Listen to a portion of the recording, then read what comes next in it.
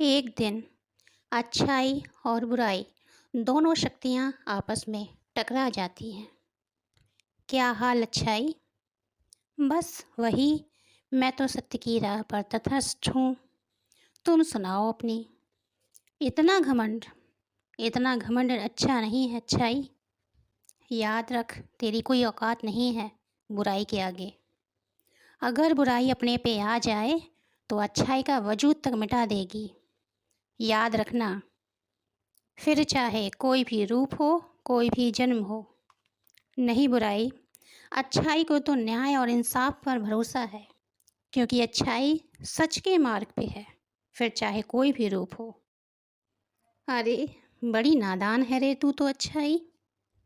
बुराई के छल कपट त्रिया चरित से वाकिफ भी नहीं है तो अपना वजूद क्या बचाएगी। चल, ये चुनौती रही तेरे मेरे बीच, और वो भी इंसानी रूप में। तू अपना काम कर, मैं अपना काम करूँगा, देखते हैं। बरसों बाद नर्क का दरवाज़ा खुलता है। नर्क का सबसे बड़ा राजा अभिनंदन करते हुए, आओ मेरी बुराई और अच्छाई, क्या क्या उपलब्धियां हासिल की, बताओ ज़रा। अरे अच्छाई क्या बोलेगी, इसको तो मैंने कब का मार दिया। अब तो ये बस एक जिंदा लाश है। दूसरों का क्या, खुद का इंसाफ करने लायक नहीं छोड़ा मैंने इसको। हा हा हा। शाबाश, शाबाश मेरी बुराई, शाबाश मेरी प्रिय बुराई। आओ, मैं खुश हूँ। मैं तुमको इनाम के स्वरूप अपने चरणों में जगह देता हूँ। आओ मेरे पास। नरक के अब तक के सर्वश्रेष्ठ राजा, मैंने ये उपलब्धियाँ अपने दम पर हासिल की हैं, तो तू कौन होता है मुझे इनाम देने वाला। आज से ये सिंहासन तेरा नहीं, मेरा है। चारों तरफ खून की बौछारें और चारों दिशाओं में नरक की आग फैल गई।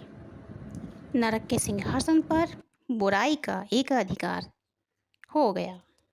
आकाश पाताल थर्राने लगे और चारों दिशाओं में चहुँ दिशाओं में गूंजने लगा, ओम नरकी देवताए नमो नमः। मैं ही सर्वश्रेष्ठ हूँ, मैं ही सर्वोपरि हूँ। ये अहम और पुरुषत्व की भावना लेकर पैदा हुआ एक नर की माँ से नफरत थी उसको, क्योंकि वो मेल नहीं खाती थी उसकी फितरत से। और बाप, बाप के तो साक्षात गुण थे उसमें। बाप बहुत ज्ञानी था, इसीलिए उसने बहुत सटीक नाम दिया उसको, चिंताजनक। सबको लगता था कि उसकी स्थिति बहुत ही चिंताजनक है, और वो सबको ऐसा दर्शाता भी था, लेकिन ऐसा था नहीं। इसका मतलब तो कुछ और ही था। दूसरों की ज़िंदगी में चिंता पैदा करना और फिर उस चिंता को चिता में तब्दील कर देना। माँ को मारने दौड़ता तो पत्नी रोक लेती, पत्नी पे जुल्म करने उठता तो बेटा आगे आ जाता, और बेटी को तो जैसे नफरत सी होने लगी थी झेलते झेलते। इसलिए उसने तो बाप से बोलना और उसे देखना तक छोड़ दिया, और उसको नरकी नाम से भी नवाजा, जो कि बिल्कुल सही भी था, क्योंकि स्वर्ग से घर को नर्क बनाने और बच्चों की अर्थी उठाने तक में नरकी बाप ने कोई कसर कभी नहीं छोड़ी अपनी तरफ से। जब नरकी का बाप और माँ मरी तो नरकी को खाने की पड़ी थी। बहन विधवा हुई तो सहारा देना, आंसू पोंछना तो दूर की बात, वहाँ जाने के नाम पर लड़ाइयाँ शुरू हो जाती थी। भाई अगर आता तकलीफ़ें साझा करने तो उसे डांट कर लताड़ कर भगा देता। आस पड़ोस मोहल्ले वालों से तो कभी बनाकर रखना ही नहीं था। हर किसी को कोसना, गाली देना, बातें सुनाना और बेमतलब लड़ना फितरत थी उसकी, जिसका दुष्परिणाम वो नहीं उसकी औलादें भुगती थी। सारी दुश्मनी बच्चों से निकाली जाती। ऑफिस का भी यही हाल था। हर किसी को अपने पैर की जूती समझना। बस एक बेटी हुई जो कुपोषण का शिकार हो मर गई।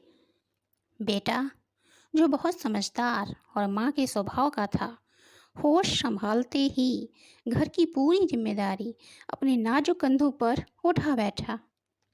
चाहे माँ का हाथ बटाना हो, बहन का दाखिला कराना हो, किसी की दवा इलाज के लिए मारे मारे फिरना हो, या फिर बहन की शादी के लिए लड़का देखना हो, और चाहे रिश्तेदारी में जाना हो, रिश्तेदारी निभानी हो, सारे फर्ज जो एक पिता के होते हैं उस बेटे ने निभाए। माँ का एक लौता सहारा था। बस इसी बात की तकलीफ और क्रोध था नरकी को कि, क्यों उसके कहने पे बेटा नहीं मारता अपनी माँ को, क्यों नहीं मारता पीटता, क्यों उसके अंदर माँ के संस्कार हैं। इसका बदला लेने के लिए भी नरकी ने एक परिपक्व योजना बना रखी थी। उसने तो जैसे कसम खा रखी थी, बिछा सकूंगा जितने कांटे तेरी राह में बिछाऊंगा, तू मर मैं तो तेरी अर्थी भी उठाऊंगा। जैसे ही बेटी का ब्याह होने को आया, छांट कर अपने जैसी नरकिन दुर्भावना को पसंद कर लिया। पत्नी और बेटा तो बेवकूफ़ थे इस मामले में, दुनियादारी की समझ न थी उन्हें, इतना पहचान और अनुमान तक न लगा सके कि आगे क्या होने वाला है। धीरे धीरे बेटे की अनुपस्थिति में नरकी ने उस दुर्भावना जिसमें पहले से ही नरकिन के सारे अवगुण थे, उनको और जागृत करना शुरू कर दिया। दुर्भावना अपना अच्छा बुरा कुछ भी नहीं सुनने को और समझने को तैयार थी। बस जो नरकी ससुर कह दे वही सत्य था उसके लिए, अटल सत्य। ऐसा काला जादू चला रखा था नरकी ने उस पर। आखिरकार नरकी की यह परिपक्व योजना रंग ले ही आई। नरकी बाप और दुर्भावना दोनों ने मिलकर बेटे पर जुल्मों का पहाड़ तोड़ दिया। लेकिन बेटा था कि अपने सत्य की राह पर तटस्थ खड़ा रहा और अपनी अच्छाइयों को त्यागने तक को तैयार न था।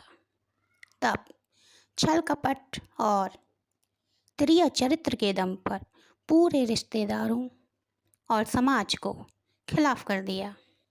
बेटे, माँ और बेटी के अगर गलत को गलत ना कहा गया वक्त रहते, घोर अपराधी को और दुश्मन को दंड देने के बजाय अगर मौके पे मौके दिए जाएंगे सुधरने के लिए, तो एक दिन सच का हारना ही नहीं बल्कि सच का मरना भी तय है। क्योंकि तब भगवान भी इंसाफ नहीं करता। जिसका पलड़ा भारी होता है, भगवान, न्याय, इंसाफ सब उस तरफ ही झुक जाते हैं। नरकी की पत्नी ने अपने पति धर्म में हमेशा नरकी का हर गुनाह छिपाया। इसी तरह बेटे ने अपना पति धर्म समझकर और इंसानियत के नाते दुर्भावना को सहूलियत पे सहूलियत दी और माफ़ी दी, जिसका नतीजा बेटे को अपनी जान गंवाकर भुगतना पड़ा। आज नरकी बहुत खुश था। बेटे की अर्थी को आखिर कांधा जो देना था। असीम सुख और चरम आनंद की अनुभूति हो रही थी। नरकी बाप और उसकी नरकिन बहू दुर्भावना को, क्योंकि आज केवल बेटा नहीं मरा था, अच्छाई मर गई थी। बेटे के साथ उसकी माँ और बहन दोनों ही मर चुकी थीं। पूरी जिंदगी जिंदा लाश के जैसे कटनी थी। अब तो इनकी बदला पूरा हो चुका था, नरकी बाप का और नरकिन दुर्भावना का। नरकी अब स्वतंत्र था नरक फैलाने को, और नरकिन बहू दुर्भावना उसने एक नया घर तलाश लिया, फिर से तबाह करने और मिटाने को। इस नरकी के चरणों में समर्पित है सभी नरकियों का सम्मान। ओम नरकी देवताए नमो नमः। तहे दिल से दुआ है, नरकी चिंताजनक को कभी मौत ना आए। जब तक इस दुनिया का अस्तित्व भी है, उस अनंत काल तक नरकी चिंताजनक चिर आयु को प्राप्त हो और नरक का राजा घोषित कर दिया जाए।